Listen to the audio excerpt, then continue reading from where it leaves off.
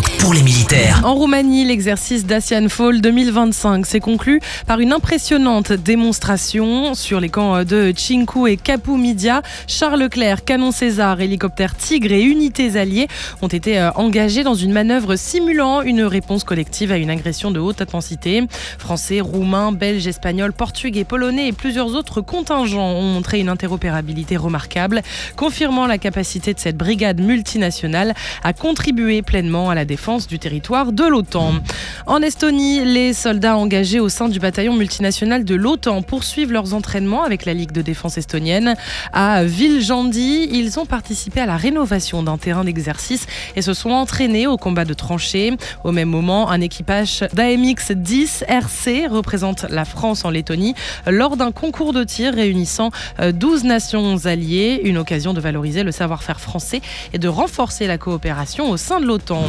Direction maintenant la Pologne où les instructeurs français engagés dans la mission européenne EUMAM poursuivent la formation des forces armées ukrainiennes. Cette semaine, 3 stages spécialisés ont été menés. Préparation des futurs instructeurs aux méthodes pédagogiques françaises, entraînement au combat rapproché et formation des chefs de groupe génie combat aux explosifs et à la lutte contre les mines. Et puis en parallèle, une nouvelle promotion de recrues suit toujours la formation initiale centrée sur les fondamentaux du combattant d'infanterie.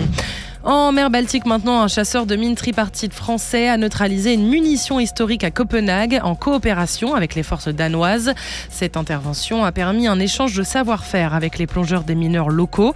Le bâtiment a ensuite intégré le groupe permanent de guerre des mines de l'OTAN aux côtés d'unités allemandes, belges, lettonnes et polonaises, renforçant la posture défensive et dissuasive de l'Alliance.